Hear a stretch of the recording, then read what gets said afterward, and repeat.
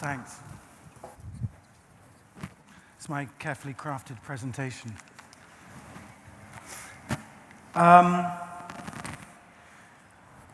Who here has heard of the resource curse? 1, 2, 3, 4, blah, blah, blah.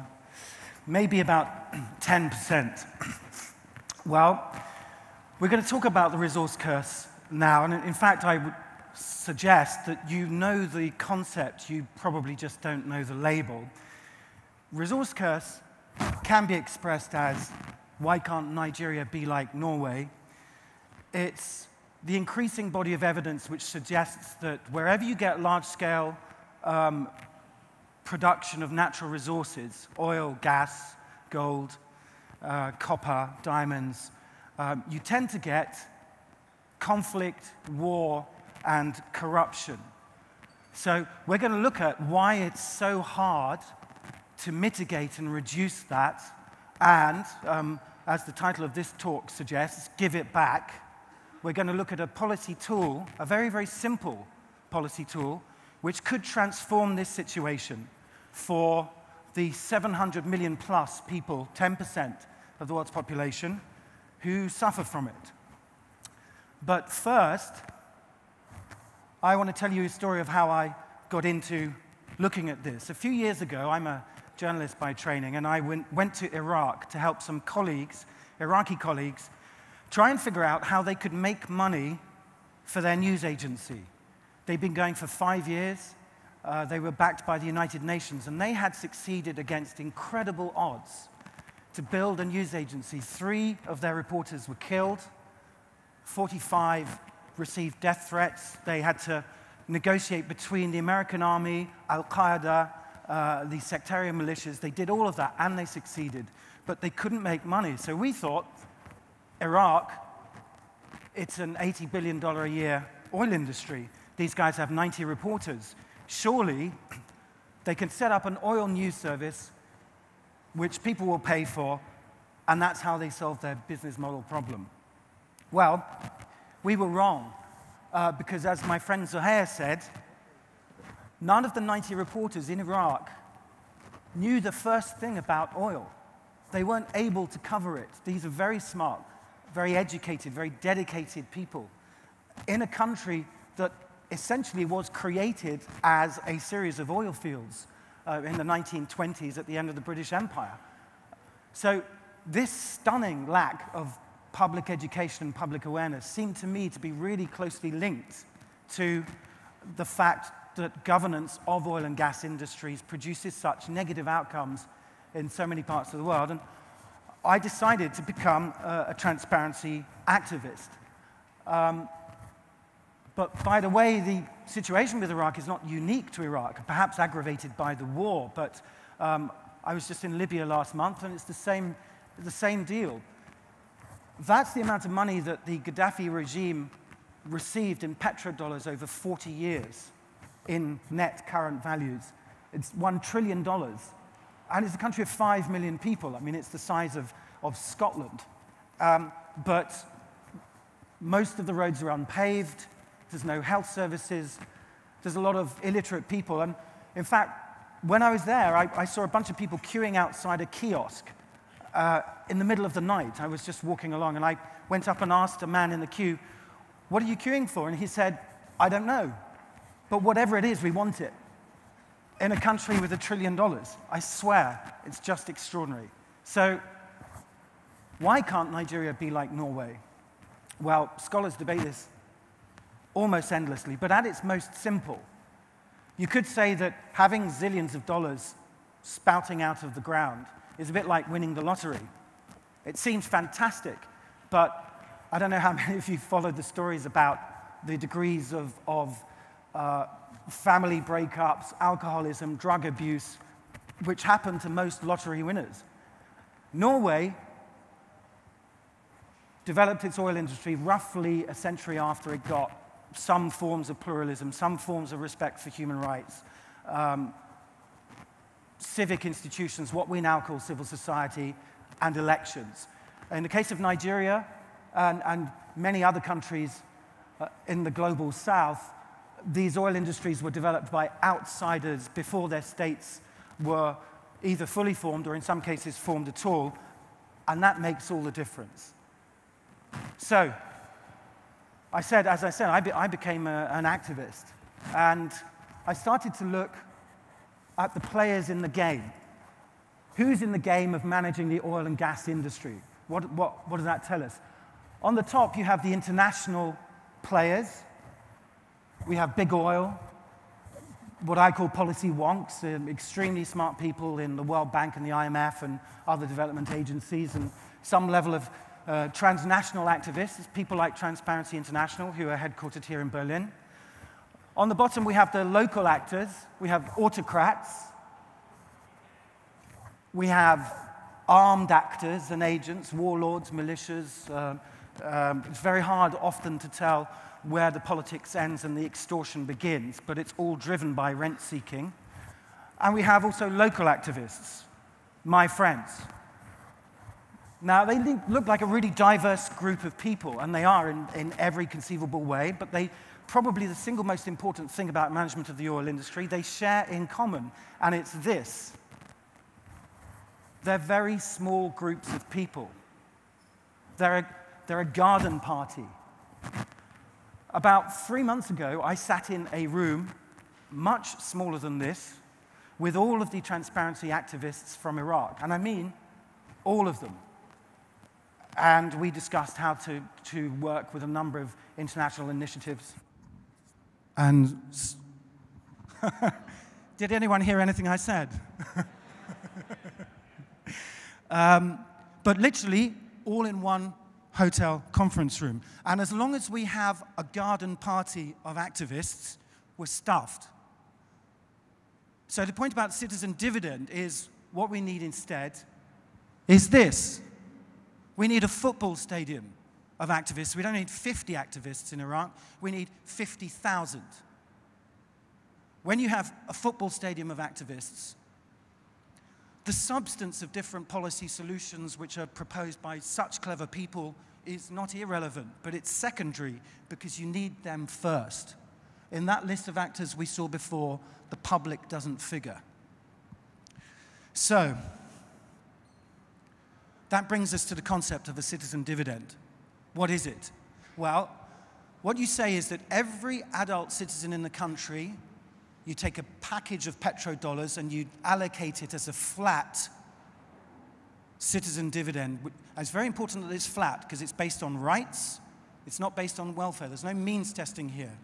A billionaire gets a citizen dividend just as much as a family in a shantytown. That's a very important political principle. The idea then is to strengthen the relationship between the citizens and the natural resources, which, by the way, their constitutions say they already own. So we modeled this in Iraq. If you were to do this in Iraq, you could right now very happily devise for next year $250 for every man and woman in the country. And because Iraq's oil production is rising, you could make that rise to $1,000 without current government spending even being affected. But the point about it, development economists like to get very excited about this kind of thing because they say, well, it could cut or eliminate poverty, and it could in Iraq. 20% of Iraqis live in poverty. As Henry said earlier, impoverishment is a feature of natural resource-dependent economies. You could do all kinds of interesting things with microfinance, with nudge policies, top-up funds, discretionary by the government for savings. There's a whole bunch of stuff you could do which would have an enormous development impact. But those are beneficial side effects.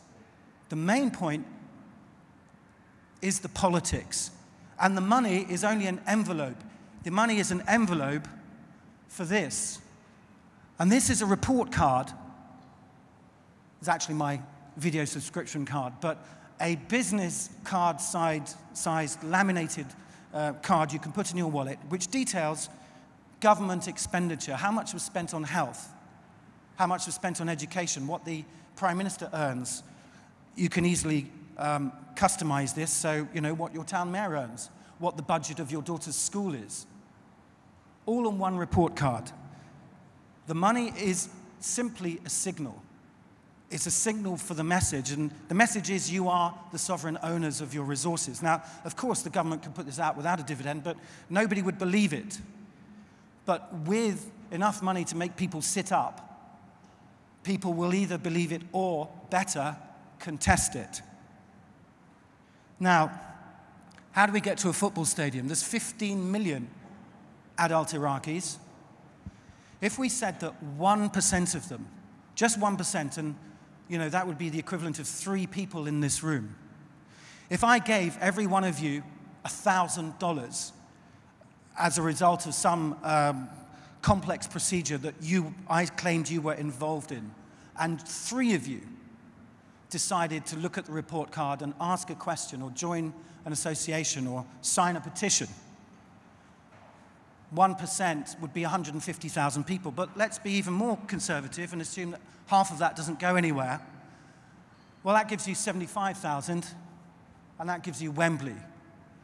That's how you get a football stadium of activists. And it's the single most important thing. We've been asking the wrong question. We've been asking, what do we need to do to improve governance of oil and gas industries? The question we need to ask is, who do we bring to the table? We bring the people to the table. So you could say, well, that's just Iraq. Iraq's drowning in oil. That's maybe another dozen countries like that, but it's not the most typical profile of oil and gas producers. There's a lot of countries in Africa which produce oil and gas, but they're not drowning in oil. They need every dollar. The government needs every dollar. So Iraq isn't typical. Except that there's another thing that is typical of countries which produce oil and gas at all levels of production, which is that they tend to subsidize and give away oil and gas free. They're not responsive to their publics in general. There is no social contract, or it was broken decades ago. But there are these zillions of dollars spouting out of this one point in the ground, and it's pretty easy to just put some in a tank and distribute it free. Now, those policies began decades ago. Populations have grown since. If we take Egypt, the value of oil and gas subsidies in Egypt is greater than the entire amount the government spends on every hospital, every health clinic, and every school combined. And it's not unusual. There are half a dozen other countries like that. Not only that, but fuel subsidies are anti-poor, not pro-poor. Why? Because you need capital in order to have the infrastructure to use the fuel. If electricity was free, you'd still need $400 to buy a refrigerator. If petrol was free, you'd still need $10,000 to buy a pickup truck. The guy on the right is a crony capitalist who set up an aluminum smelting factory based on free gas and oil because he knew the son of the president. If you swap out the subsidies and you swapped in a citizen dividend, a flat citizen dividend, it would be what economists call fiscally progressive. The poor would become slightly better off, the middle class would become slightly worse off, and about 50 crony capitalists would go out of business. It would be a socially progressive measure. When you take the Iraq use case and the Egypt use case, you're looking at 20 countries. There are other use cases. The IMF estimates there's about 35 countries around the world which are natural resource dependent. You have this whole bunch of use cases, but then you face the question of, well, how can you possibly persuade anyone in power, all of these vested interests, to give it up? So you need to find windows. The subsidies, by the way, might be its own window. In Iran, they are thinking about where they suffer similar levels of subsidy and a crippling of their social services. They are already heading in this direction. So subsidies could be its own window. Other windows can be electoral cycles, where a candidate may seek for their own advantage to make a direct connection to an electorate, which gives them a mandate to tackle vested interests once they're in office. Other cases might even be legacy shopping. An incumbent is going to leave office soon. what could be cooler than to go down in your country's history as the guy who ended poverty?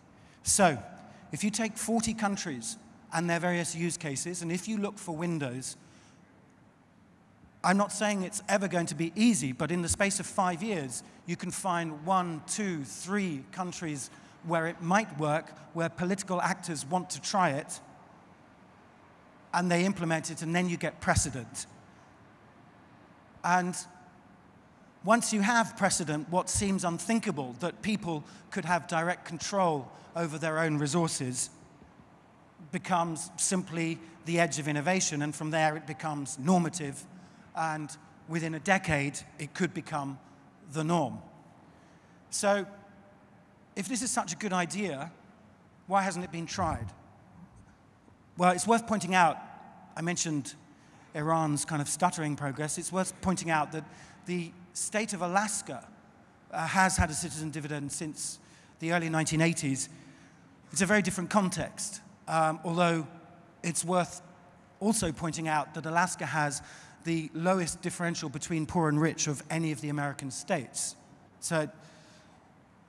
But the main arguments against a citizen dividend essentially revolve around lack of trust of people. Sorry, I'm just going to... Technical experts argue that you can't give people something for free because then they won't work. I have 2 objections to that. I mean, one is that seems like we want to export the Protestant work ethic to the rest of the world. It's a form of cultural imperialism. But secondly, they already own these resources. They're already theirs. You're not giving them anything. The second line of argument says that poor people particularly can't manage finances, but there's an increasing body of literature which says that actually financial management amongst the more than 1 billion people who live in the informal sector around the world is more complex and more volatile. It involves a wider range of revenue streams than most of us here in this room. And the poor certainly stack up well against typical government management of expenditure, particularly out of natural resource industries. They don't face the moral hazard question. You have to figure out how you're going to send all of your kids to school. So those arguments are largely patronizing in my view. Once you have a citizen dividend, you have the football stadium. Once you have the football stadium, everything else about the way that we've come to see the oil industry and its management and its effect on people changes. Thank you.